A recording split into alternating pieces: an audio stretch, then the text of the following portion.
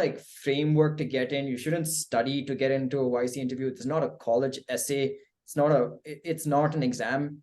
It's really like, can the founding team clearly and concisely explain what they're doing?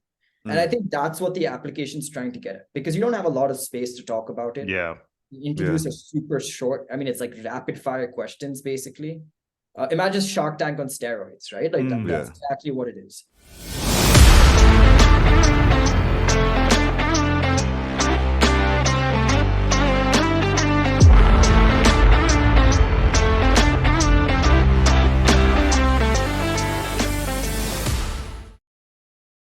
Awesome. Narayanan and Ishwar, thank you for being on this podcast. I know, we essentially didn't chat. Like, we didn't get on a call.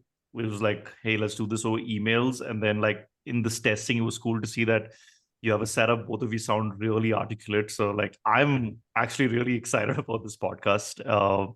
And thank you for doing this. And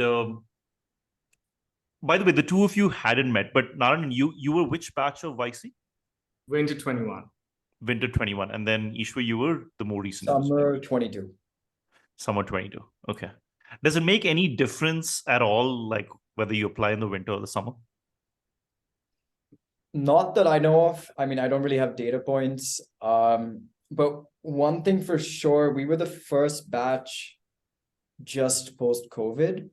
So that was a little bit different. We were the first batch that actually came in and got to go to San Francisco and spend our time there. Did YC run through COVID? I'm not too familiar. Like, or did they just do it virtually? Yeah. We were the first batch at the start of COVID. Oh, okay. Yeah. Nice. So wait, second batch. Yours was virtual? Narayanan, or both of yours completely were virtual? I think we were the second batch during COVID. Yeah.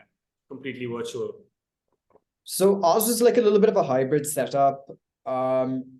There were a couple of in-person events, but most of it virtual. And I think that's what they're sticking with going forward as well. Just like, it costs so much to just go to San Francisco and like camp up there. I mean, whatever money they give you, at least like 10%. Okay. Yeah. So like half will probably go towards like just paying rent and your living expenses. So it just makes more sense, given that there's companies all over the world, to just be virtual. But you get the chance, like, I think 3 or 4 times during the batch to come in and go for in-person events. Yeah, I think it made a lot of sense to us because we didn't really, and I can't say whether summer or winter is better. I just feel the virtual setup slid in through our schedule so nicely that we would build the company in the morning, because we were just like, I think, not more than 14 months into starting the business, right? So we got in, and the schedule of building the company in the morning, coming back at 8, 9 in the night, and staying up for the calls till 1, that really made a lot of sense. Either of us, my co-founder, I would have loved to go to San Francisco, but I think the way they had transformed the entire experience, a lot of them who came back as alumni didn't really feel a difference in the output. It's funny though. I was talking to my wife about this, and they're applying for visa, a tourist visa, and right now the waiting period they're saying is like, hey, your interview is mostly going to be in 2024, and there's another person in 2025. So I don't know if the virtual thing actually plays out. Is by necessity, I think, more than anything. But it's getting better from what I've heard. Actually, everyone from India managed to get some sort of like emergency visa, except my except my 2 other co-founders. Oh, so, snap. Okay. And YC ended up paying for our tickets on the way there. So that was like really cool. But my 2 other co-founders didn't get their visa. So, but everyone else somehow.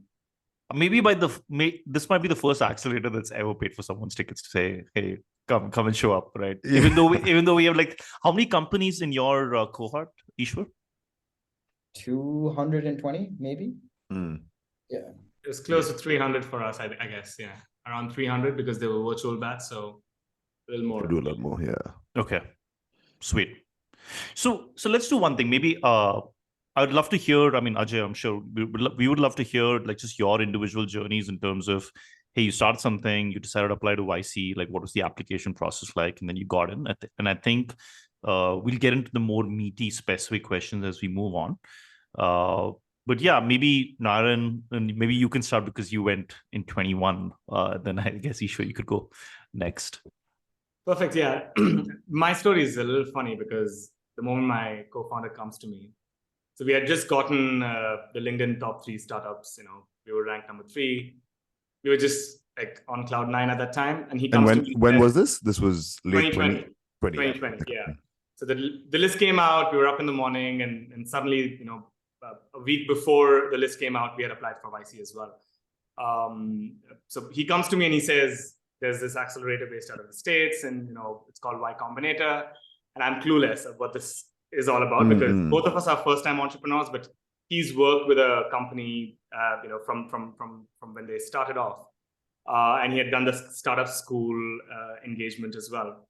So I was super clueless. So when we were sort of jotting down the questions and putting stuff on the application, I personally didn't have a lot of experience to put down because for majority of my early adulthood career, I was in social work. I volunteered for about 6 years, but we tried to pick out the points that maybe they would like. Yeah. So the application process itself was, okay, there's a Google sheet. These are the questions. You put your points, I put my points, and when there are 2 co-founders, it's always like, okay, 50% of your word and 50% of mine, and the rest we just leave it out to the universe, right? If there are 3, it's easier because then you can veto out one person. Yeah. So the application process was, I think, insightful in the nature that we were literally going down to the grain of what do we put down as our revenue. Made us think a lot because we were still young in starting the business. And luckily, when we spoke with a lot of alumni, they had given us some pointers which would get our applications shortlisted because most of the filtration happens there itself.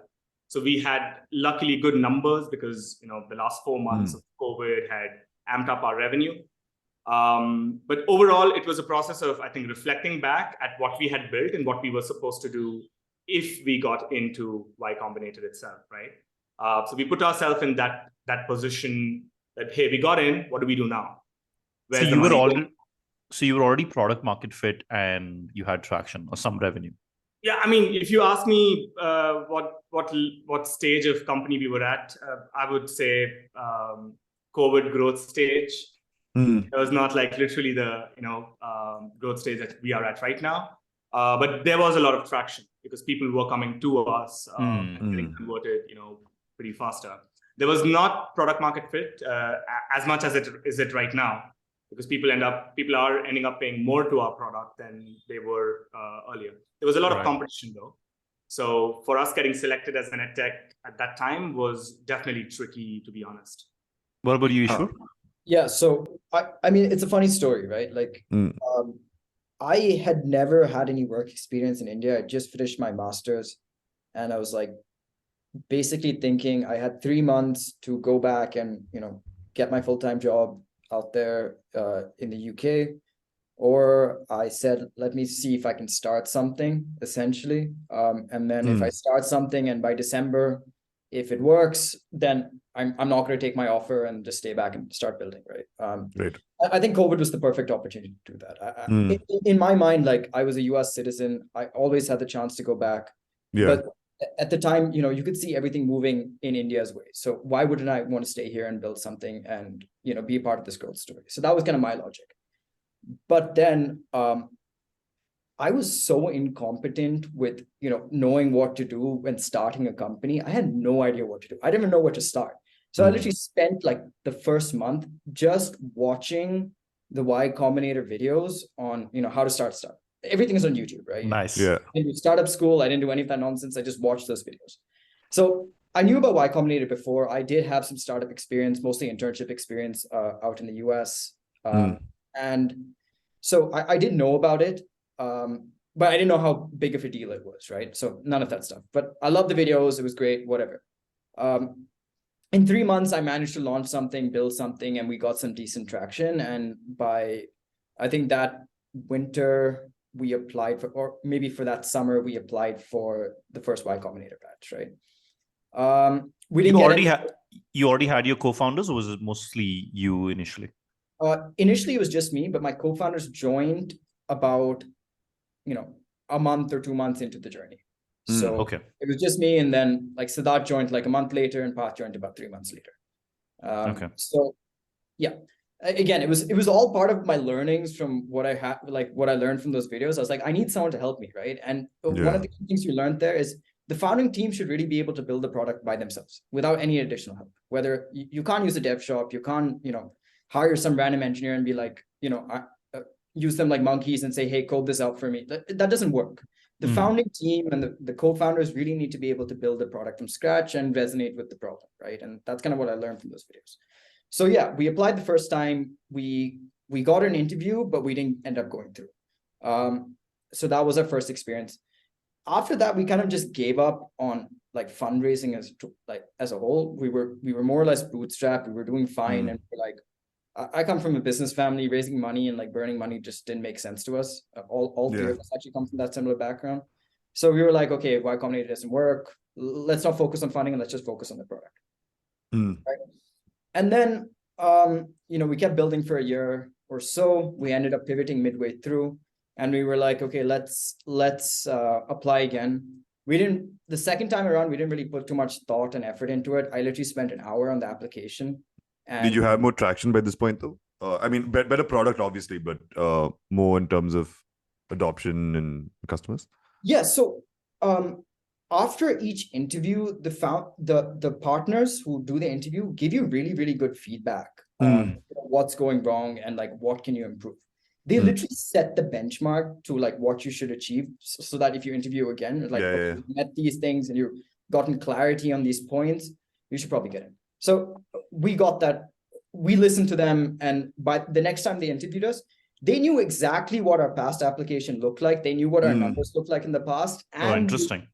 Yeah, so you would think like so many people applied, but they had our old application along with them, as well as like what we were doing. And we didn't even have to talk about it. They knew it, right? So that was kind of impressive, because I'm assuming like tens of thousands of startups apply, but they have that level of data. So they saw how much we improved, like what direction we went towards, and they were like, yeah, this makes sense. Our traction level from the first time and the second time didn't really change. So I don't think it was a matter of traction. Traction, I think, got us the interview, but it was just we were going in the right direction, right? We were attacking a bigger market. It was more in line for, the founder's skill set. It just made more sense. So we did our interview. So we applied the second time. We got an interview. Then we got a second interview, which was kind of unique, I guess. And then we ended up getting through, and that was basically it. I mean, I can talk a little bit more about the application process and the interview if required. Right. But we'll get to some of those of those things as well. But that's cool. What was the and maybe Narayan and Ishwar, you guys can speak about this as well. Was there a question or was there an answer you were really proud of in the written application, or was there a question you're like, man, that really made me think, that gave you, I guess, more clarity in what needs to be done, like how you need to be thinking about, I guess, for the business? Yeah, I think two things, right? I mean, maybe all the fluff kept aside. Any business that's being built, if you're not making money by yourself, an investment coming in doesn't really make a lot of difference, maybe on a longer period of time. But I think what we had realized is, just 3 months before COVID is when we had our first office, all by our completely, personal investments. The traction in those first 3 months, Jan, Feb, and March of 2020, was slightly higher than the last 6 months in 2019 when we started. And we realized that if we grow double or triple or quadruple our monthly revenue, we might just either get some investors to come in, and at that particular point is when YC applications got hold of our eyes. So the revenue part was definitely something that me and my co-founder think got us in. But like Ishwar mentioned, right, the interview panel had every single detail that was on the application. So I had like Aaron and Brad, maybe they knew it till the last dollar of how much money had we made in the last month or the last 6 months of traction. But I feel this also select entrepreneurs for who they are as people, and not just the traction or the product, because at the introductory call, they mentioned that, most of you who are going to finish the 3 months are either going to shut down your business or are going to like pivot completely. And I saw that live. Yeah. So I believe that they select you for who you are. I'm a college dropout. My entrepreneur, my co-founder, is a 9 GPA, got a Verizon job offer and placements. But both of us struggled through, the 21 to 25 phase of our life. And we, started a little later in our careers, right? So I think they do see the competence of the founders or how fast they can learn from the cohort itself. And they also see if you're able to present yourself in the interview process. Right. You get 10 minutes. If you can't really put down your points in those 10 minutes, might as well not continue your business. So I think that was really the highlight, the revenue part and who you portray yourself to be. Because we are in the edtech industry. India has, I think at this point in time, 4,000 plus companies. At that point in time, around 2,500 plus edtech startups. Yeah. They really wanted to know why you are the people who are going to change what the rest of the country is trying to do. Yeah. Right. I think that was probably the highlight of the business. It was not, hey, I come from this family, I couldn't get this kind of an education. Both of us were from premium institutions. I decided I don't need the degree, built this. So I think that's what really got hold of their eyes. We were trying to solve a problem that we were familiar with, and we could. Yeah. So I think that's how we primarily got in, is what I believe. Were most people of a similar age demographic? Oh no, or was it super varied? I think there were definitely, the last 3 batches I've seen, there are younger folks. But in my batch, I think there were entrepreneurs who've been trying for 4 years to get into YC, 3 years to get into YC. So Ishwar shaking his head as well. Yeah. So. A lot of these people who are still we work with them because there are tools that we use. So a lot of them were in their early 30s. Some of them were our age, maybe juniors as well. But the larger chunk of it, maybe 50-60%, were definitely more experienced, not older. Right. And what about the number of co-founders? Is that usually 2, 3? What's the median at least in I think the average that we had, it's recommended that you have 2 or 3 at max. 3 is probably a good number to have if your business requires that. But we did have companies that had 5 co-founders as well. Yeah, so the mix is there. Let's go. Yeah, so, like I said, 300 companies, and I think on the group right now there are about 600 founders from my batch. So on an average 2, but there were maybe 50% 2, and then 30 was 3, and the rest a mix of single co-founders, some stuff like that. Yeah, similar, Ishwar? Yeah, and just to touch, I think he's touched upon points about, I don't know if there was a single question that really stood out for us. Traction was definitely something. You'll be surprised to know how many companies actually don't have any traction when they apply for YC and get in. It's not, it is kind of important, but it's not a defining factor. There has to be something that stands out, whether it's traction, whether it's the team, whether it's the problem that they're solving, and is this the right team to solve this? Is this the right moment? There's so many parts of the application that are really important. Yeah. But I think for me, there's no framework to get in. You shouldn't study to get into a YC interview. It's not a college essay. It's not an exam. It's really can the founding team clearly and concisely explain what they're doing? And I think that's what the application's trying to get at, because you don't have a lot of space to talk about it. Yeah. The interviews are super short. I mean, it's rapid fire questions, basically. Imagine Shark Tank on steroids, right? That's exactly what it is. Right. So I think there's a bunch of parts to it. You can have a well-balanced application where all of the things are pretty decent. Yeah. Or you can have one thing that stands out. Honestly, God knows what works. But for me, from what I got from the application process is, as long as the founder is able to clearly and concisely explain what he's doing and it makes sense, you have a pretty good shot at going to the next round, which is the interview. That's kind of my view. And in terms of the co-founders, YC has a lot of material on this. They typically say 1's not great, 2 is okay, 3 is probably the best, and anything more than that doesn't really make sense. Interesting. Dude, they have so much data. They have 4,000 companies, and like even though it's startup school, they have so much data. The things that they're talking about is data driven. It's not like something that they pulled out of a hat, right? Yeah. And we've kind of felt that way. I mean, Narayan kind of mentioned this earlier, right? The third guy kind of helps veto stuff, right? So you don't get into conflict if it's just two of them. I think what Ishwar was also, highlighting is very interesting is the fact that, you can't beat around the bush with these people. Like you can't bullshit. They sniff the bush. I get it. Yeah. You can't really, because they really know. A lot of people that I recommended for the succeeding cohorts, they didn't get in.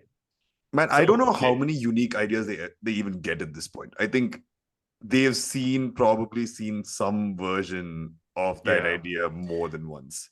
And for every industry, right? And for every industry, of course. Yeah. But I'll tell you this, I mean, the idea is probably the least important. Least important, right? Yeah, exactly.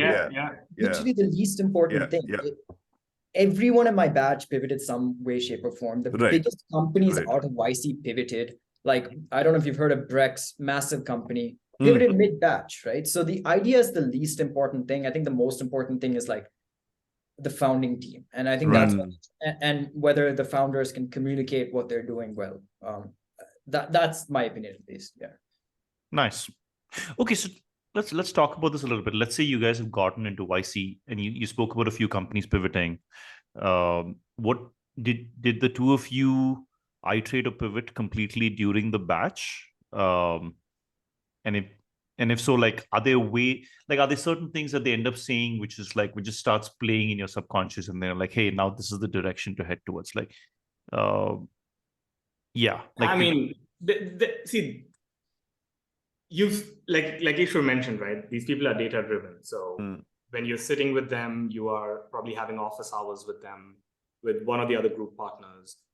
There are entrepreneurs who failed miserably, who are group partners, and then they succeeded. So whenever they gave a suggestion, it was definitely generic because they don't know how the Indian market plays around for tech specifically. But they've seen other companies do what they've done. So their suggestions would definitely be on the table when Rahul, my co-founder, and I would sit down, and it would, if not affect, at least we'll give it a thought saying, should we do it now? Should we do it later? During the cohort, we did not really pivot because the only thing we wanted to do is one product, scale it up, right? We did think a lot about what do we present the company as? What's the narrative? I think Aaron Epstein kept telling us you should have a narrative because come demo day, you have to pitch your idea. You can't just say, hey, I'm a platform selling courses, right? So I think the narrative part was something that we did change a lot. We spoke about the product and why people love the product. And the other thing that I think stood out for me that we did work on at the latest stage of building Unschool was, recurring customers. The average revenue per user. All these points we never really kept in our mind when we were doing the initial traction. At this point, when I say, hey, has that helped us? Absolutely. We created a new subscription model. We've seen around 1,000, 2,000 customers liking that product. We've seen about 60% people coming back month over month. That's definitely increased our, decreased our churn in converting newer customers. And looking forward, right? Are you in this business for 10 years or not? That was another question sort of that stood out for me saying, oh, today, maybe the internship programs that I run is helping the crowd.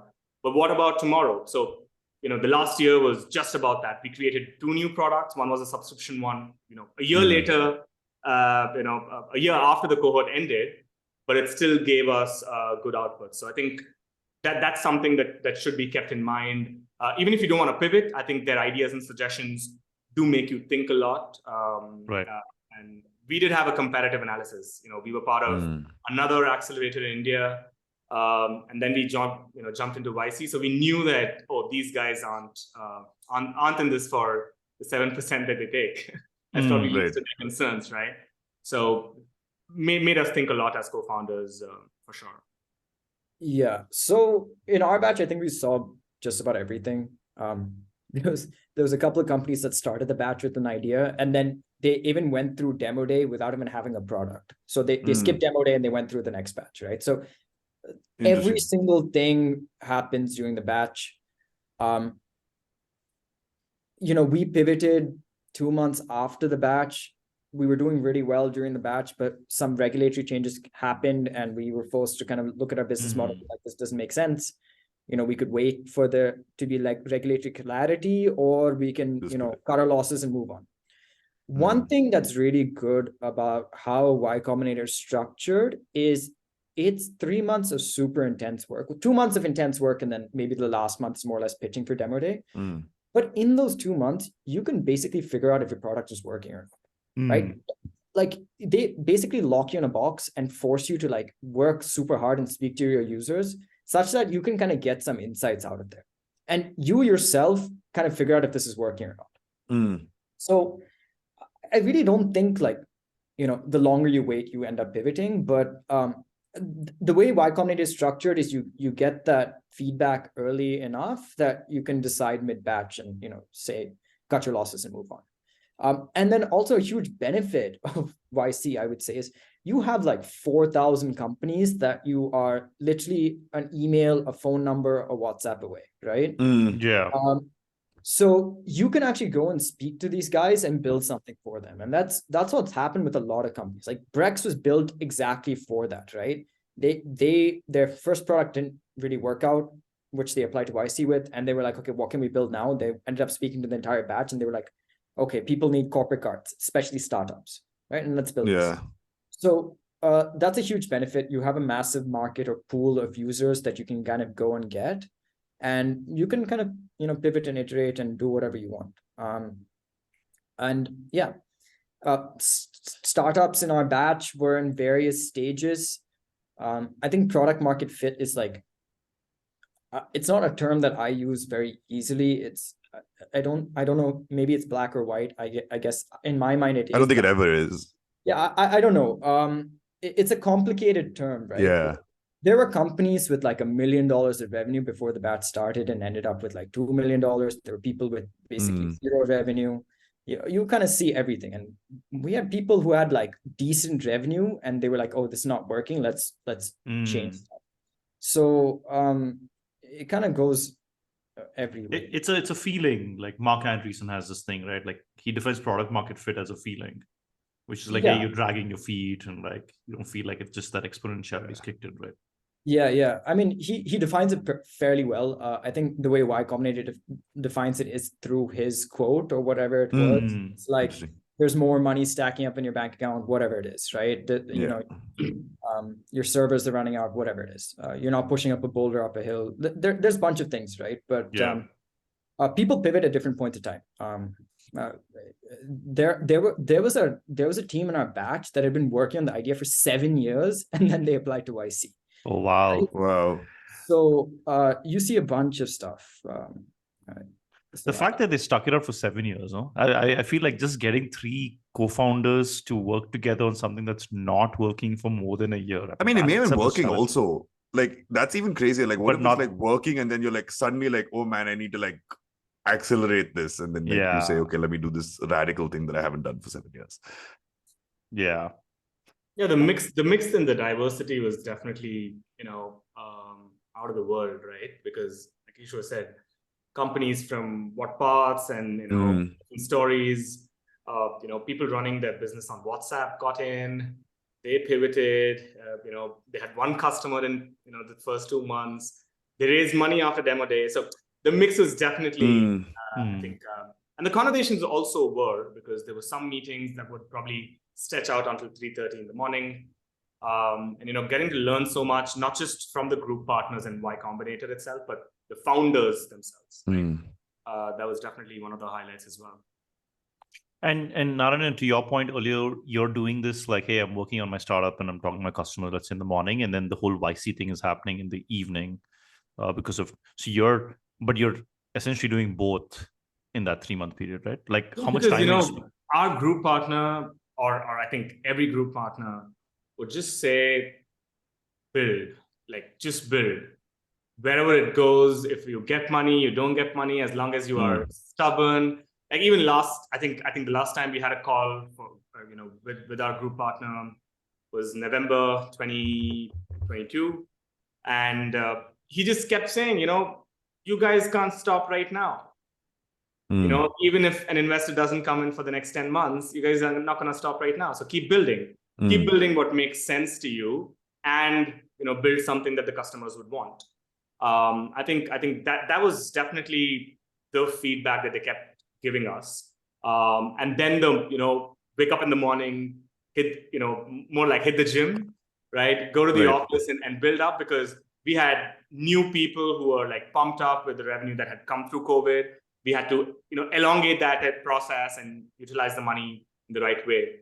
And we did not have technology until we finished the batch. We started building the technology after the batch. It was just on a third-party tool. So a lot of entrepreneurs who focus on, hey, my money goes into like senior executives and whatnot and technology and these fancy features. I think the customer doesn't really care about it as long as their problem is solved with a click of a button. And that's what YC told us. Use the money when you require, where you require, rather than the fancy metrics. This is my website visitors and stuff like that. It doesn't get you money. That's not the product you're selling. So it did really help. And I think my schedule was way better when the cohort was happening. Now it's just all over the place.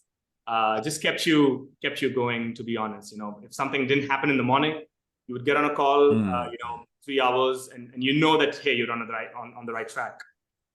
And I mean, go ahead, Ishwar. Yeah, I think there's a misconception that YC is like this, you have to spend so much time in your day, and, it's lectures and you're sitting there taking notes, and, they're just giving these magical words of wisdom. All of the information of YC is publicly available on YouTube. They write great articles. The stuff they tell you in YC is literally summary presentations of their long videos on YouTube. Right? So they try to take as little time as possible and make you focus on building, right? They are just like the whip behind you, and the way the program is structured through office hours. I think we can get into office hours and group office hours later. Is so that you are held accountable to the goals you set the week before, the 2 weeks before. That is the only benefit of YC, is holding you accountable, along with like the network you get. So there's no lectures. It's probably less than a couple of hours a week. They get some awesome guest speakers, but again, these guest speakers are all on YouTube. They say the same stuff. There is some sensitive stuff that they say to YC founders, like secrets and stuff like that, where we can't disclose. But I mean, it's not like path-breaking. It's not heartbreaking if you miss it. Like, it doesn't matter. Like, it's really cool to hear these stories. But it's like, it's not like that.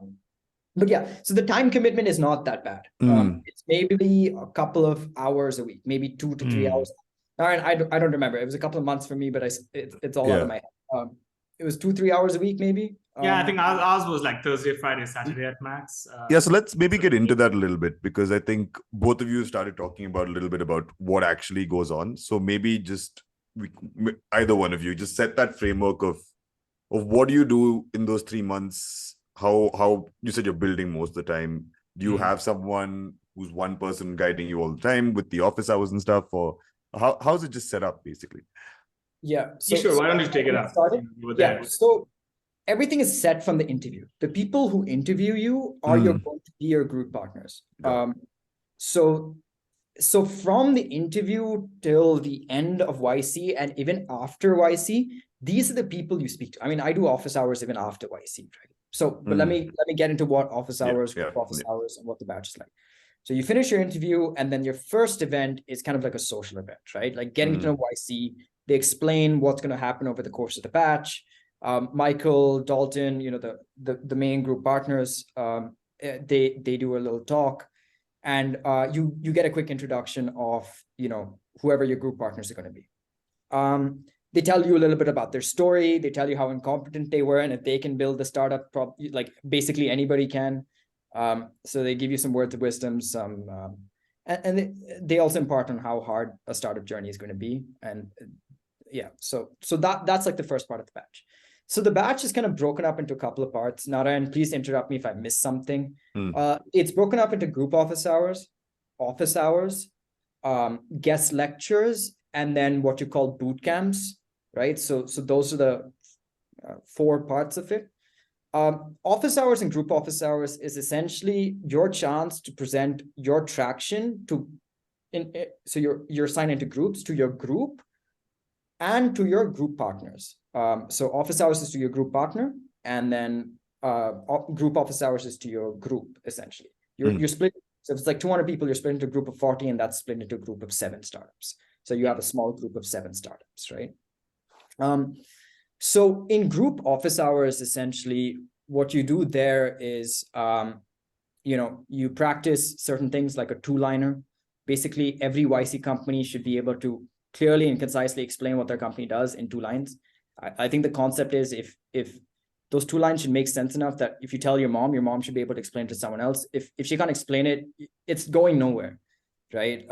Because the mom test. Yeah, absolutely. Yeah, it's the mom test, right? Like if she can't tell other people, how is the word going to spread about your product? It can't be so complicated. And even if it is super complicated, break it down into something that people understand, right? So these are some of the things that you practice in group office hours.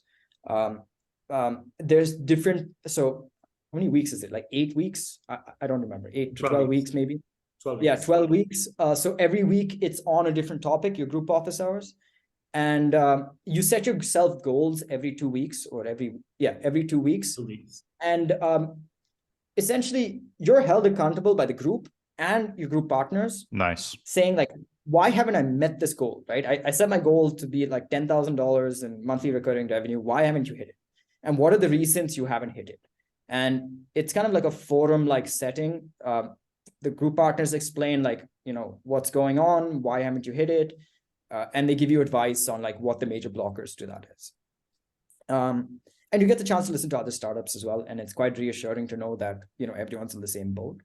In terms of office hours, very, very similar, but you can ask more specific questions. So group office hours is just, what your blockers are, and office hours is to ask specific questions. Then you have this concept called boot camps, where it's nothing but a summary slide of what's available on YouTube. You can choose to attend those. There's no magical words of wisdom, but most of the people in the YC batch have probably watched those YouTube videos anyway, right? So that's like 2 or 3 or 4 times during the batch. I can't remember, but I think it's 4 times during the batch, different topics, bootcamp. Then you have guest speakers. That happens every 2 weeks or so. We had Brian Chesky, Joe Gibbia. We had Patrick Colson, really, really cool people who built really cool startups come and speak to us. Typically, since now YC's become so big, you have healthcare, you have fintech, you have B2B SaaS. During that period of when they're getting the guest speakers, there'll be like 4 speakers who come at the same time, and then you choose which one you're going to listen to depending on your field. So that's it. So these are the 4 parts of it. And then in between, sprinkled around, is social components. So if you were in San Francisco, there was always an event there in Spark Social. In Bangalore, there was events hosted every week. So we had like happy hours every week, paid by YC. A group partner was based out of Bangalore, so he would host all of the Bangalore guys. So that's kind of the event. So basically 4 main things, and then social events sprinkled throughout the batch. Did I miss anything, Narayan? Sorry. I think you covered it up completely. Yeah, I think the guest lectures was one of the best, at least for me, because me and my co-founder could select, hey, you're managing this aspect of the business, you go to this. And I think that would have been helpful for Ishwar as well, because 3 folks just go around in case it was in a hybrid mode. But yeah, you covered up everything. I don't know how it happens right now, but they do. What I've heard is the previous batches did not have it, completely structured the way it is. But at least the last 3 or 4 years, it's inclusive of all the aspects of what you could do in the 3 months. The socials or meeting fancy co-founders or unicorn co-founders, all that is mixed up right now, at least. How do they structure these socials, or rather, how did they do that for you? I mean, you were the COVID batch, right? So yeah. Was that weird? It would just be. I think you grab a drink wherever you are. you sit down and you chat with folks. I think that's how it was.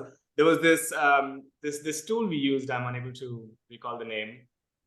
Gather.io. So you'd basically just switch on your camera. You'll probably have like a avatar on the app. You keep moving around and you meet someone and their camera turns on.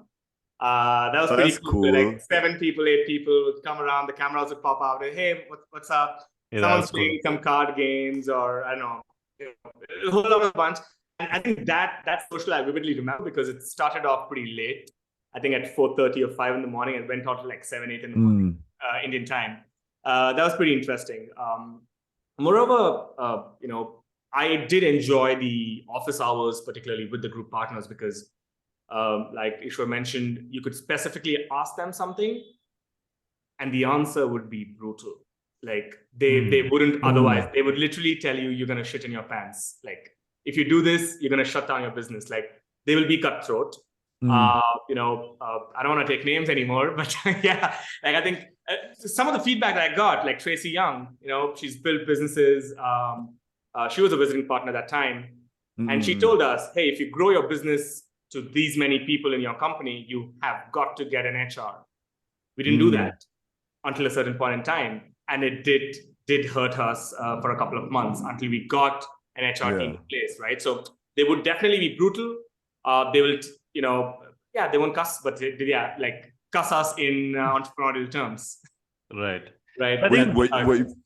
Were you guys ready for that, or was it just? Oh yeah, we were, because before the cohort starts in January, there is like 2 months of onboarding you. So they have at least 3 or 4 onboarding calls.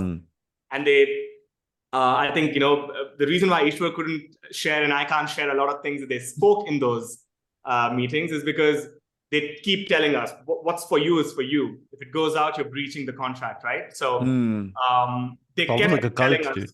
Sorry? Yeah. It's almost like a cult. Hey, here's a contract. We're going to reiterate a bunch of things over and over again. Dude, you can't share things. People out of YC for sharing too much information. Oh, like, yeah. You can't.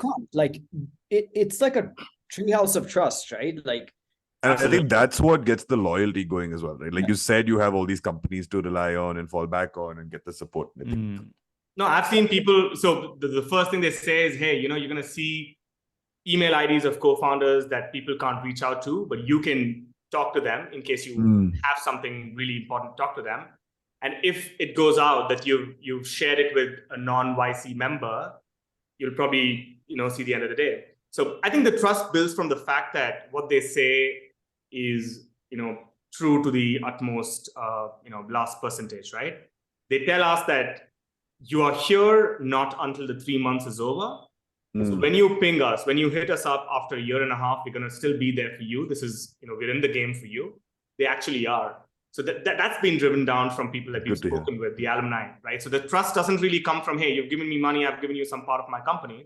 It really comes from them standing up for who they are as entrepreneurs, right? Yeah. One thing I want to say is you have no idea how scary those office hours are.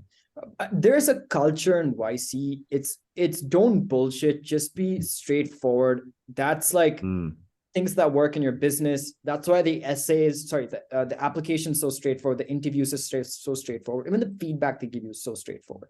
It is very scary. I mean, for me, it was like, reminding me if I got caught with alcohol in front of my parents, like that's how scary.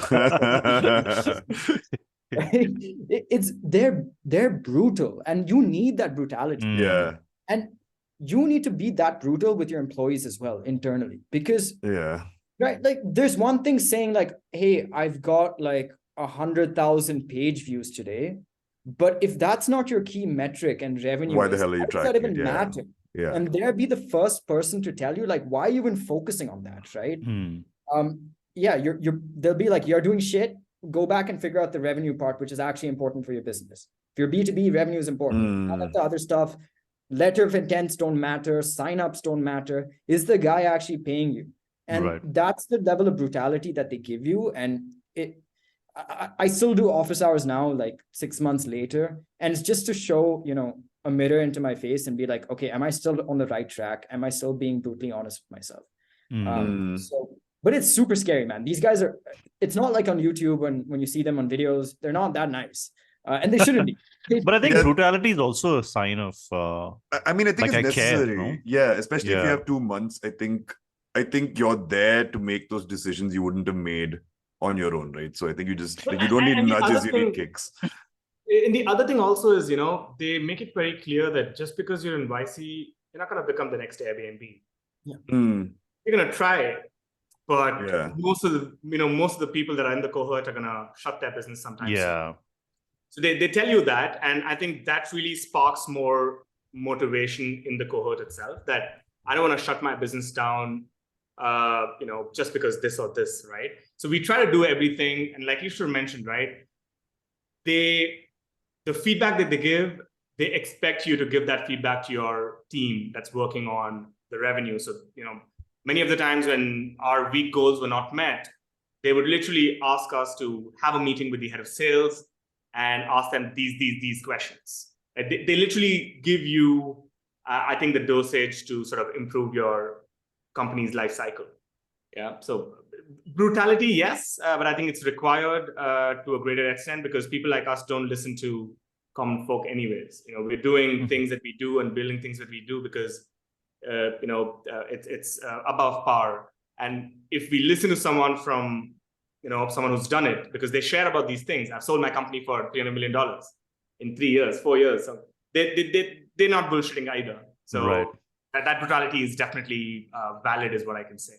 There's one really important thing that Y Combinator gives you is when you're in the startup ecosystem, especially in India, a little less so in the US, a lot of the advisors and investors and stuff you typically go to advice for, they've never built a business.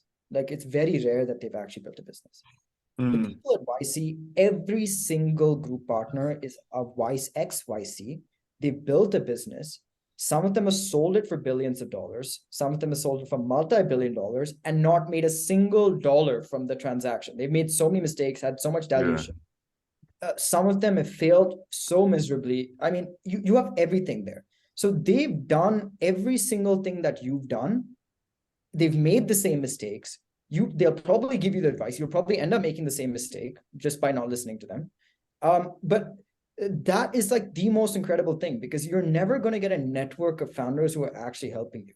I mean, like, I'm not going to listen to some McKinsey guy who's never built a company, who's working for some fancy VC firm based out of Bangalore, giving me advice on how to build my company. And maybe maybe he's right, but I'm going to take it way better from a guy who's actually done the mistake himself, who's built a company himself.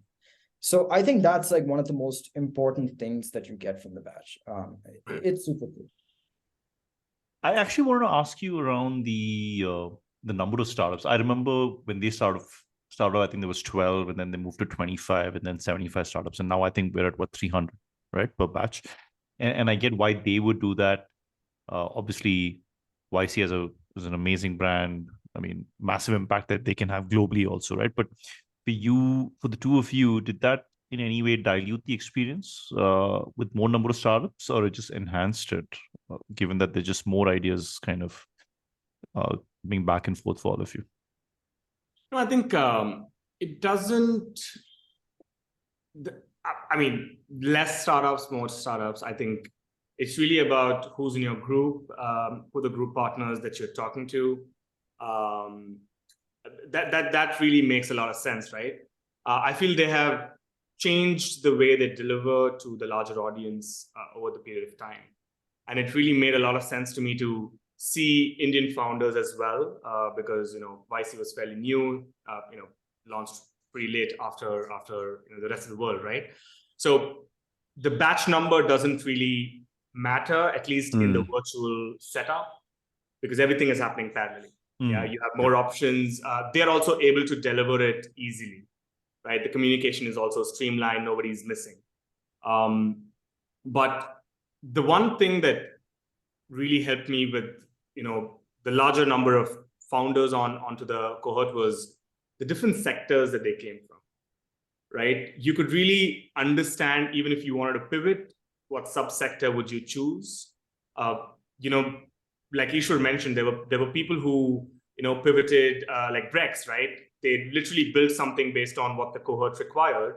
There were people who had add-on solutions to currently existing startups in the cohort itself. So I think the number of people being there on a higher scale definitely helps out you to think better, you to question yourself and your business better as well, and seek help wherever required. Yeah, I think for at least first-time founders, that's the key to success. If you have the right network around you, we didn't really have a lot of people in Hyderabad, so we had to seek help or get on a call with someone else from Bangalore to understand, hey, I'm building this part of my tech. What do I do? I'm launching something new. What do I do? So that really helps you to expand your circle when there are more number of people. In a shorter cohort, you probably get done with the cohort very quickly as well. Yeah, the delivery is pretty simple and easy. Yeah, just to add to that, so it went up to like almost 400 during COVID, then it dropped to about 200 when I came in. I think it'll be about 200 right now. So it has dropped since in person. I don't think that's a function of like it was a bad idea and then it became a good idea. I just think like they will get you on board. I don't think they have a fixed number that they want to get every year. They're like, they have money from their LPs, and then depending on how much they've set to deploy, and as long as they can deploy that, they'll bring people on board. So I think that's like the limiting factor, right? And YC's become so successful over the years, they can afford to fund more companies.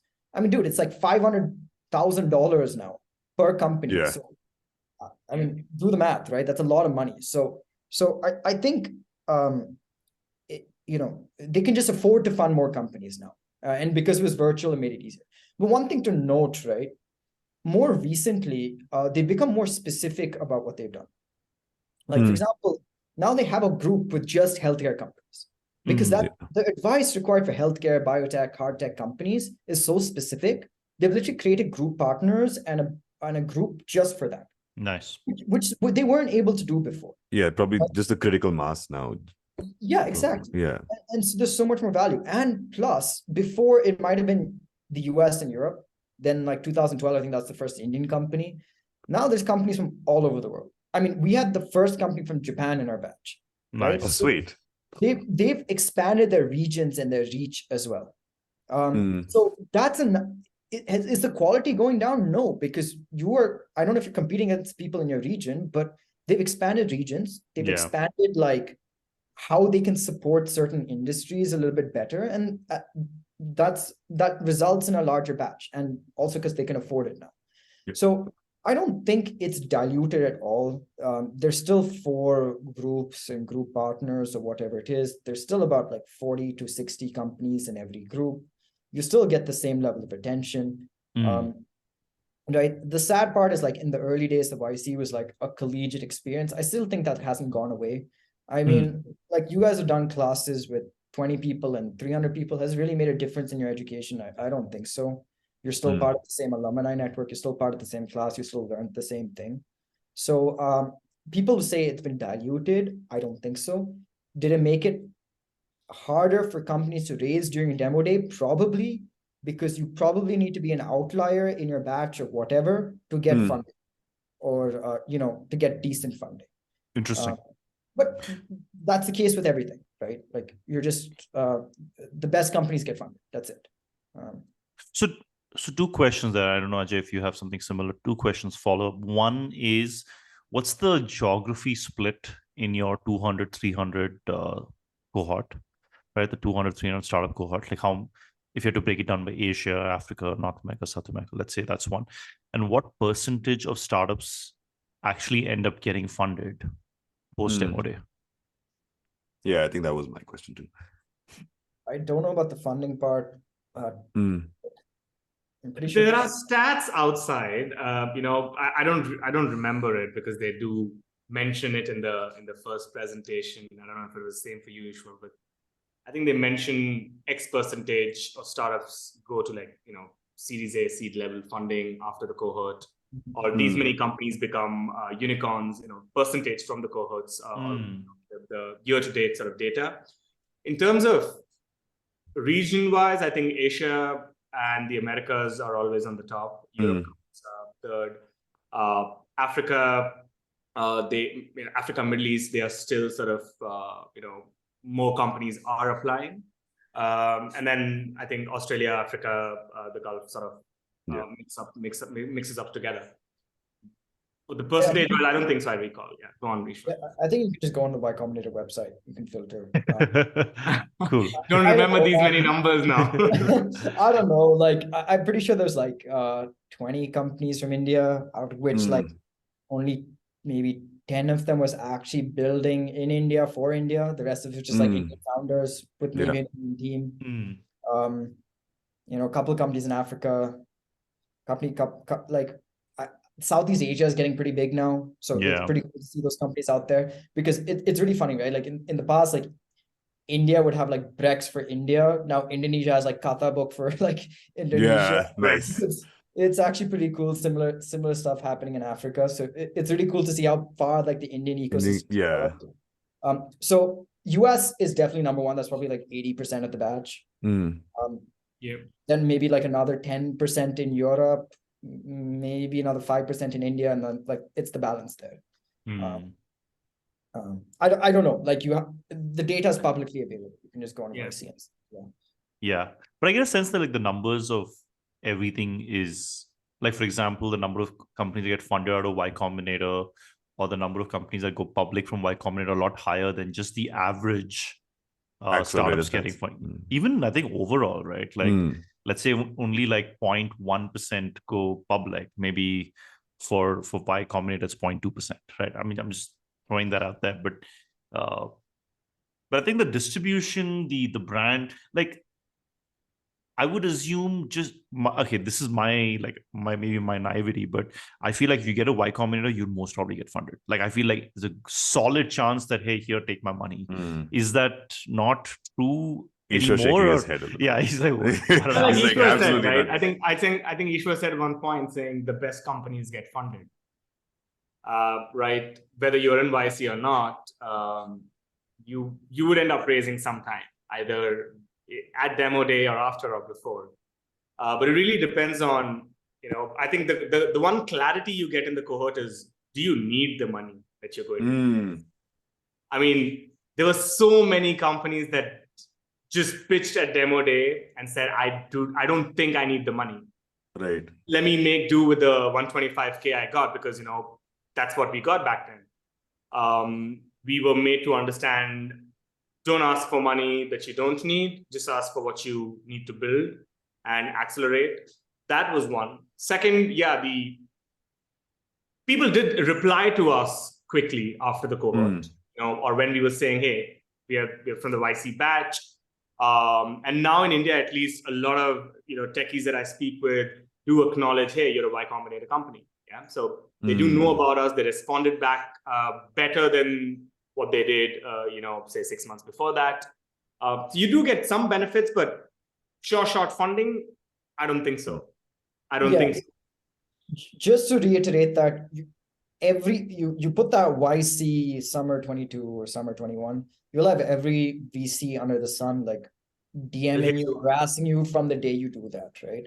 So it opens up conversations for sure.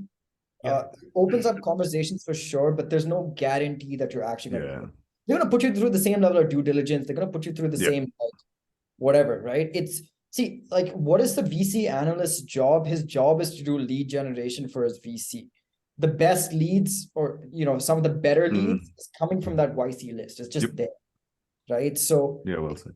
You're not a better company. It's just that the list is publicly available, and like, okay, these guys have been pre-vetted by at least some smart, like decently smart people. So like, let me go and like speak to them rather than wasting my time and, doing LinkedIn Navigator and searching for newly funded startups or going through the MCA website. I don't know how they do it, right? So that is what happens. In terms of funding, US investors are definitely like, you could have a conversation in the morning and get a check in your bank account like 2 hours later. Nice. They don't really like, they've seen so many things. They're so much faster in terms of making a decision than people in India and Asia in general. Yeah, it's much longer here. Yeah, it's super long, right? Yeah. Dude, I had a conversation, an hour later, I had a term sheet commitment, right? Amazing. Like, one conversation, first conversation, 30 minutes, that's it. But again, these guys are very experienced investors. They know what they're doing. And they're not going to just fund anybody, right? Yeah. Like, you still have to show your traction. They have to understand your space. But they're much quicker to making a decision. And the benefit of going to YC is you have the option of raising. I don't know, dude. Like, Narayan, can you raise from India anymore? Like put money in the US? Because you have to flip, right? You can, yeah, you can. There's a cap on that. I think 40K USD per investment and 200,000 overall. But it's complicated, no? Yeah, it's super complicated. Yeah. You might not be able to raise from Indian angels anymore. You can definitely raise from like Indian VCs who have an AIF license. But it opens the US to you, and they have so much more money, and there's so many more people that you can speak to. Yeah. And the process of raising funds is just so much easier in the US. It just increases your chances of getting funded. Yeah, I think for us as well, right? Right after demo day, a lot of angels got in touch with us. VCs likewise, but the angels in US probably gave us money within a month of the cohort ending, after demo day, within that time period. And there were definitely a couple of Indian angels, HNIs that got onto the ship as well. But again, there's a cap, right? You can't really reach out to the Indian folks. Yep. And it's definitely difficult for, when you are running the business for India, but you have your HQ in, say, US. That becomes difficult. But the response, I think me and my co-founder would have had 75 to 80 VC calls in 2.5, 3 months. Amazing. And that because they reach out to you. When you share your traction, when you tell what the business is, they do reach out to you, and that keeps you on their record. Yeah. So when you make it to a substantial growth and you give them an update, they would probably get on the call from where they left. Right. So I can name like the biggest VCs, across the world that probably know about the company now. Amazing. Which is scary also if you don't make it big. Yeah, more responsibility with the money you're raising also, right? But one thing I want to be super clear about is YC does not push you to raise funding. I mean, ideally they say if you can avoid it, don't do it. And their advice, general advice, again, this is publicly available, raise as much money you need to get to a Series A, or at least to get to like profitable, right? Like, you don't really like raise more than that, because you're diluting yourself for absolutely no reason, right? So just because there were people in our batch that raised like, I'm pretty sure one guy raised $100 million. I mean, most of it was like debt, but as a seed round, I don't know, maybe it is like 15 million in like his equity round. Dude, like that's not something to be celebrated, right? Raise as much as you can to get to the next stage or where you need to get. That's all you need. And they like hammer that in your head. I mean, in India and a lot of places actually, like TechCrunch, Inc. 42, whatever, you celebrate these large. But that's very contrary to the advice you get. Raise as little. I mean, you should be celebrated if you raise like 500K and you got to where a guy who raised $10 million did. Right. And that's what they drill into your head. So if you can avoid raising funding, do it. But sometimes it's a FOMO thing, no? Like what you it's 100% a FOMO. Yeah, I've been consuming all of this content on like what my victory and my goals are, like essentially getting to a valuation versus and maybe it's so deeply embedded that I have to do those things. And then when you do it, you're like, oh my God, I've taken on all this responsibility, disproportionate amount of money versus what and then those stresses kick in, right? It's like, I think, that advice is super sound, like raise as much as required, but it's super cool if you have more money, but also that means you have more responsibility and you have more expectations to grow so that these investors can get there. Yeah. I mean, and ultimately for you to get your money out at the end of the day. I think one thing that I very vividly remember was the fact that one of the partners or someone on the group said, come demo day and you get the money, you're going to be working for someone else. You didn't start for that. So pitch wisely, accept an offer wisely. And I think if you keep that in mind and you go back to day zero of why you quit your job or why you quit what you quit and started your entrepreneurial journey, you will really understand. We're probably going a little off track from YC to the generic.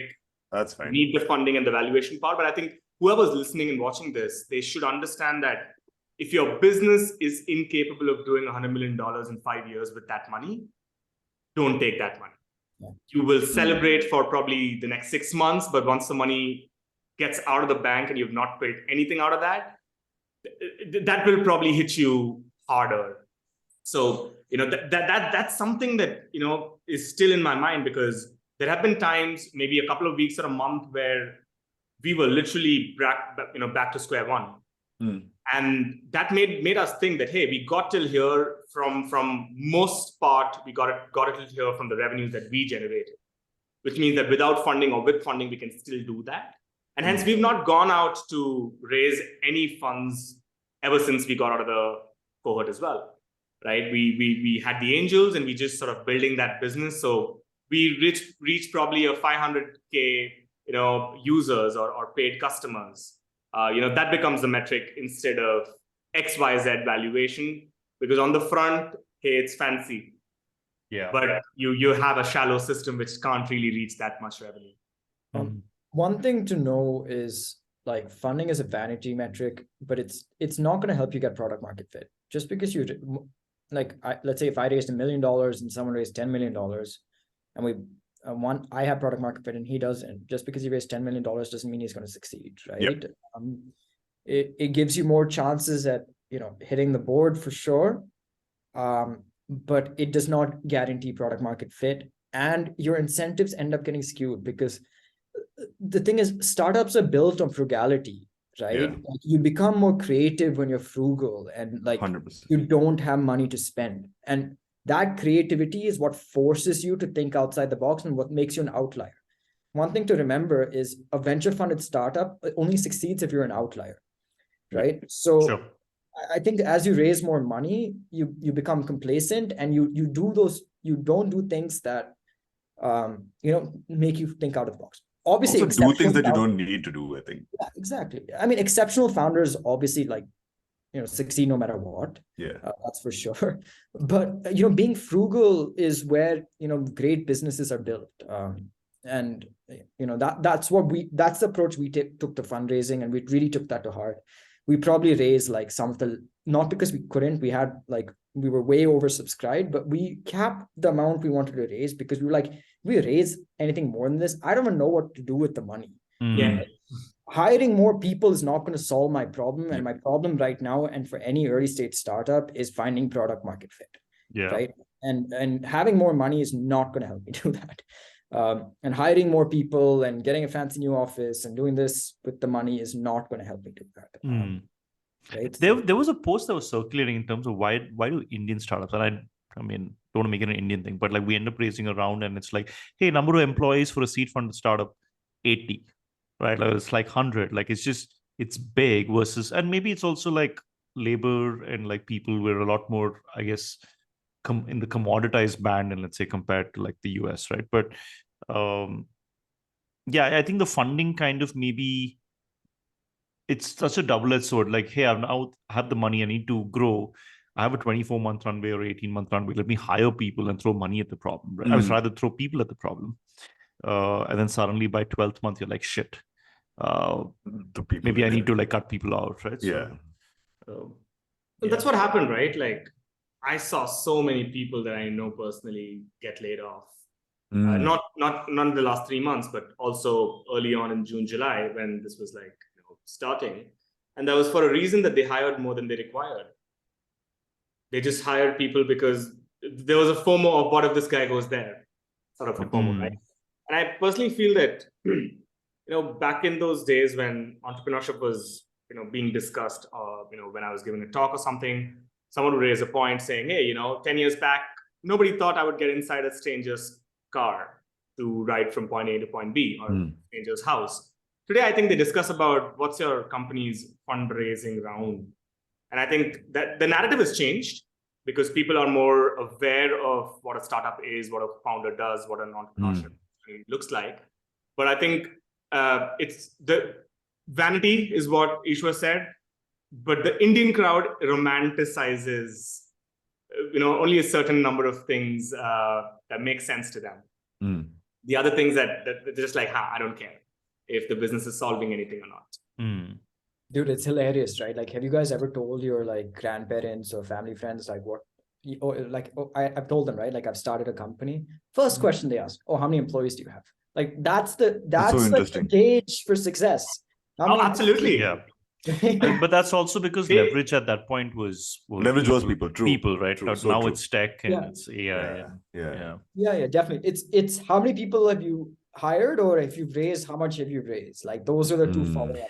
I it's funny. I feel like if I became a grandfather, that would also be my first question. Like, hey, like, how many people, how many employees do you have, man? Are you serious about this? Yeah. It's those many stomachs you can feed, right? Like that also is a metric. I think that definitely makes you think, because nobody's ever asked me how much money I make.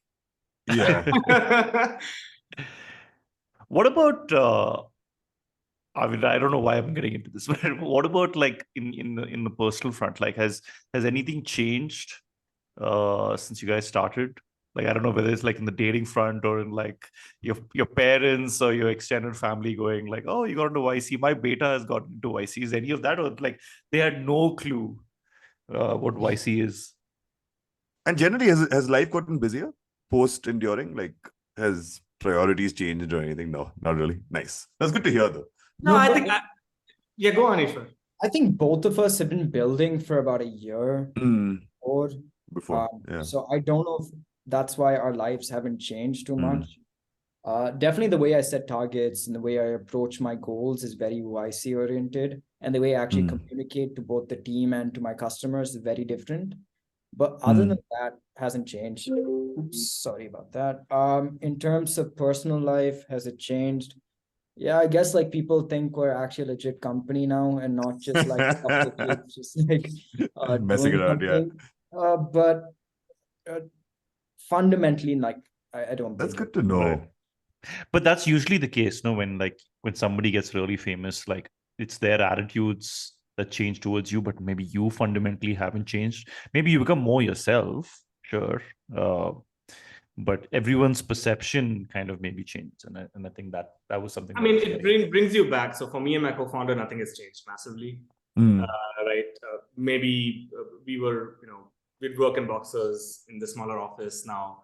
We're a little more conscious about put the pants on, yeah. Thank God.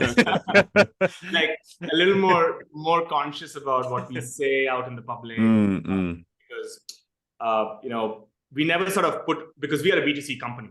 Yeah. Either the consumers know the brand really well, or they know either of the founders. Yeah. Otherwise, it's not going to work out. Yeah. Right. So we've kept ourselves on the background for the primary parts of the building the company for like 3 years. Now that we are entering, almost ending the 4th year, we've started going out, for meetings with the government or being out there. That way, we realized that hey, now we do have a team that's been with us for 2.5 years. Like the most senior folks have been with us for 2.5 years now.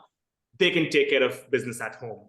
Let's just go out, speak more about the company, what we are building, and have those, be delegates of the company outside.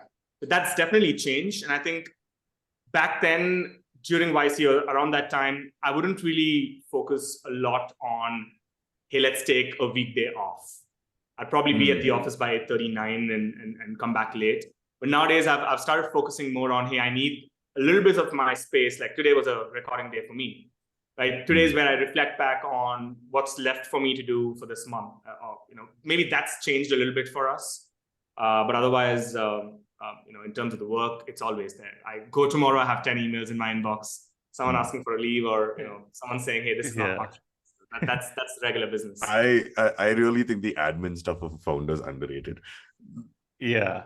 My God. You start off thinking, hey, I'm going to do something very cool, and then it's like, hey, man, this credit card is not working. Everyone's asking you for an OTP. Yeah. Need the credit card.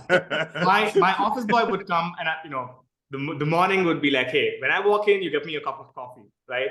So he literally gets the water heater and said, boss, this is not working out. I'm like, what do I do? Like, I thought I'm going to be clearing out a couple of mails and signing some contracts. Buying a coffee machine. It's funny. It's definitely funny. Please, like, if there's any advice I can give, before even hiring an engineer, hire that office guy who's going to handle the paperwork. That's like the highest ROI thing you can do. It right? is the highest ROI Absolutely. thing, for sure. For sure. Yeah, Like, 100%. that's the first thing you should do is like go get that guy and make him do the paperwork. Or like there's a crazy amount of things you have to sign and do and OTPs and this and that, like in the early days. And frankly, you are wasting your time from focusing on what's important, right? Oh, yeah. So, Agreed.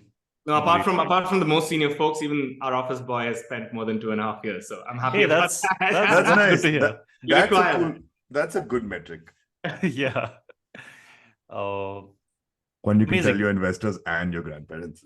It's both. Have the two of you ever thought of building in public?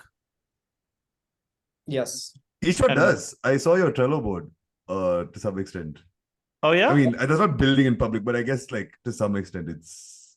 Yeah. So I mean, like ideally the goal is to build with our community, but the community has to have some critical mass to like make sense. Right now, we want to be as open about what we're building. You know, I have this friend of mine called Rahul Mathur. He started a company called Bima Pay, and then they changed their name to Berak. He's like incredible. He was incredible at building in public, and he's been building in public since day one. And his core piece of feedback is like, company building in public is very different from personal building in public. So he built in public for like, he explained his thoughts and like his frameworks and what books he was reading and what's going on in the company and shared his metrics. That was really good for two things. One is investors, and the second thing was hiring. But in terms of like getting more customers, it was not that much more helpful, right? And then the second thing I've seen in building in public is like Postdog. So it's open source software for like product metrics and stuff like that. So imagine like Mixpanel and Hotjar and a bunch of these tools like put into, they build in public, but it's more or less, they just explain everything that they're doing, you know, their hiring process. Again, I don't know if that really helps in getting you more customers. I really don't. Agreed, but I think it shortens the conversations to conversion, I think, which could be probably to the a internal VC. side. VC is hiring, like you said. And I think it's more a marketing play, which you're opening up your product and like, it's like I'm opening the hood and I'm showing you what's happening. So my first conversation can be, hey, I've already followed all your updates here. You know, it's not a 2-month conversation. Maybe it's a 2-week conversation before the money hits the bank. I see it. I'm curious. It's funny. I'm curious, even if you're a nobody, as in you're just starting off, you're not a famous entrepreneur. I'm still interested. It's fun. I know people like Ocho.com, the Ankur Nagpal, the guy who started Ocho, he started Teachable before he was running a fund as well. He's building in public. I'm just excited to see what he's doing. And he very openly says, man, we sucked this month. And maybe it's because of this, right? I think more founders could do it, but it does require you to have that relationship with yourself to say, I'm opening up to also feedback, right? Yeah. So we've built mostly in because some models that we've hacked are models that a lot of student-centric companies have built in India. But the way we've hacked it, we really don't share what's the tech we've built behind it, or because it's literally what we've fed our business with. Right? So there are certain aspects like the community side of things. We have 150K paid customers over the last 4 years and about 300K users. We listen to what they need. Most of our content that goes out, or most of the instructors that are live with the platform, the product part of it definitely goes out, but not the infrastructure entirely, to be honest. Company. Yeah, I think so this is what we're trying. We just launched our new product like 2 months ago, so it's still fairly fresh, right? One thing in our space is we do not have a first mover advantage. There's been companies that have done what we've done before. We just feel like we can do it better, and there's a large enough market that we can address. So that's why building in public, or whatever we're doing, building with our community, I don't know what you should call it, is like really important for us, because we don't really care if our competitors find out what we're doing. Like there is no incremental advantage, right? We can be better. The product just has to be 10x better, and our service has to be that much better. And that's like where we're going to win these deals. In terms of building in public, it's really important to focus the content you're putting out towards your end customer and not some other audience. Because I feel like when you do it for the other audience, you end up wasting a lot of time. So for example, our target audience, our buyers are devs and product managers. So if we do put out content or like we are building in public, our content should really be geared towards those two user personas. If I was posting about like, hey, today was my day and I read, subtle art or not giving a fuck or something like that and writing 10-page thing about that, it's not catering to my target audience and it has nothing to do with my content. So that's like something that's like really, really important. That's personal life in public.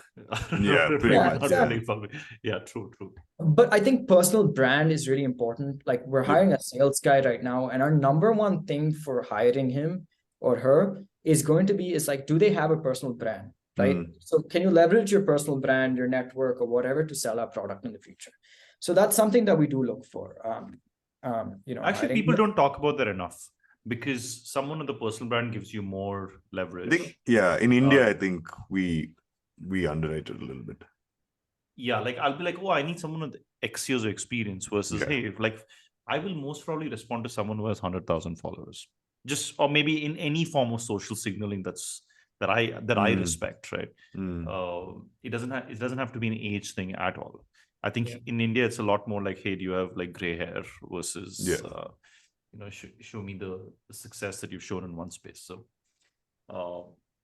the number of people, I mean, to find those many number of people is also hard. Considering the crowd that we have. The larger audience looking for jobs doesn't really care about what they speak on social media, LinkedIn and stuff like that. They just want to get into a job. The cream crowd definitely does look at the connections that they have, or they're in their inboxes or not. So I feel it's still underrated, but also because there's definitely a huge amount of competition out there. But if people like us start doing that, it's probably going to be like everybody following. Yeah, but if you want to speak to someone about building in public, speak to Rahul. He's probably one of the best people. Rahul was in your batch, right? My batch, yeah, Rahul Mathur. Yeah. So he's been like super, super good about it, and he's like incredibly and it takes a lot of discipline, man. Like this guy's like tweeting 3 times a day and posting this times a day. It takes a lot of discipline to build in public. Yeah. Actually, I have one last question, and I think we can maybe wrap that up. Ajay, if you have anything, maybe go for it. You can follow that up as well. You feel like this? Is it possible to replicate something like this in India, like to create a Y Combinator like thing in India, or is that just not given? Or is the ecosystem just so not there yet? Maybe ecosystem startups that have come out that are like the ones in the US, right? Like clearly they figured something out. I mean, and funnily enough, it's not like other accelerators in the US outside of outside of Y Combinator. Maybe Techstars has done something at that level, but and Techstars surprisingly in India, they did like a couple of cohorts and then they stopped doing that. So according to you, like, is it even possible to create something like that here locally? Well, I've seen, like, say the Telangana government has something called the T-Hub, right? We were part of, they run something called the Lab 32. Super awesome cohort, 6 months. The engagements you have physical, again, that was also a hybrid delivery for us. But we were definitely awed by the infrastructure they provided to us, or the entrepreneurs they brought from Mumbai and Bangalore. It really, if you look at the larger, compare the number of accelerators versus the number of incubators in India, there are a lot of incubators. Apart from the space, they don't really give you anything. But to replicate Y Combinator in India, I don't think so. It should be a hard task for a government agency to mandate someone like a T-Hub or another incubator to sort of have like a fund and not give 125K. Because if you're building for India, you probably can build something in 50, 75 lakhs, right? So give 50 lakhs, have maybe 100 startups, you're spending 50 crores in a year or in a semester. And to have that much money, I think you can bring about 100 angels or a couple of VCs that are leading with the same setup, right? With the same setup. You are definitely promoting entrepreneurship, not just via a TV show, but actually doing that on the ground. Yeah, because the idea that it gives you, the idea that it gives out to the larger audience or people who really want to understand entrepreneurship is just that, hey, you get the money and you build the business. But if the funding part also comes into these incubators in India, I feel a lot of entrepreneurs would really benefit out of it. The initial, the YC money didn't really affect the business, but the kind of people that we had, like, I've heard that Kunal Shah was in YC at some point in time, as a visiting partner, but I haven't seen him in the Indian ecosystem. And, from his YouTube videos, you can learn so much. You can probably have that being built for India for sure. Right. The kind of knowledge that Indian founders have can definitely outrank anybody out there, because the one thing, Ishwar said that he doesn't have the first mover advantage. Any company that's going to start today will not have a first mover advantage. So true. If you're building for India, because you build anything, whether it's a product, whether it's a consumer-centric product or a tech product, someone is out there trying to capture the Indian market, which means that you have people who are actually stubborn on growing the business, and then they are successful. People like Ritesh Agarwal, right? Yeah. Those kind of stories, if they're shared in these incubators or one incubator, I think you can filter out companies, you can build for the larger audience as well across the globe. Nice. Yeah, I've thought about this a lot too, before you asked it.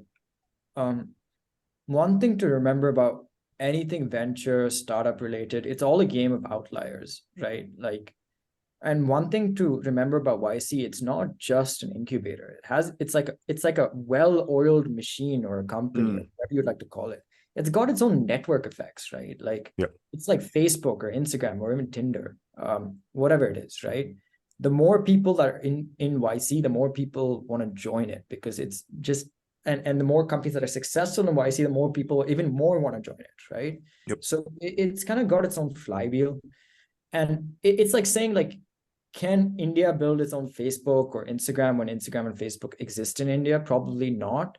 But we can do something radically different. And that's something that's unique to our ecosystem that might be able to, definitely pull some companies away. I don't know if we could replicate YC, but we have to do something that's unique for our ecosystem and that makes sense for our ecosystem, right? Have you heard of Startup Chile? Have I heard of what? Sorry? Startup Chile. They have a initiative by the government where they fund like 75 startups for not much, maybe like $50,000, but it's global. Like, they want you to come in, and a big mandate is out of the 75 startups, maybe like 90% of them will be not from Chile. So interesting. And to basically create this whole diversity of ideas, and in return, you'll have to do sessions locally, like you'll talk, and more knowledge transfer kind of play. I mean, and maybe for us, it's lesser of a knowledge transfer, but it could be a diversity play where you start getting startups from maybe Israel and like Singapore and like Indonesia. I think that would be exciting for anyone to be in that cohort, right? Like, it's just not, here's the money. But again, who knows? Like Narayan kind of mentioned this, right? The money used to be an important part when YC started. Like, oh, here's 125K, here's a bunch of random kids. Like, I'm going to give you this money to get it started. But now it has nothing to do with the money. Like, the people who can get into YC should be able to raise 500K from somewhere else, right? Like, pretty easily, right? Or if they work hard enough, they could get that. It's the brand that YC gives you today that people want to go there. Like, Techstars is there. There's like so many. I think Antler has like an incubator. There's like a bunch of incubators around. Yeah, exactly. There are a bunch of incubators around. But the single reason that YC is the #1 incubator today is because of that network effects and that brand that it provides. It's like going to Harvard Business School, right? Like, you're not going to learn anything different than the incubators, but there's a reason why you go to Harvard Business School. Well said. Yeah. Cool.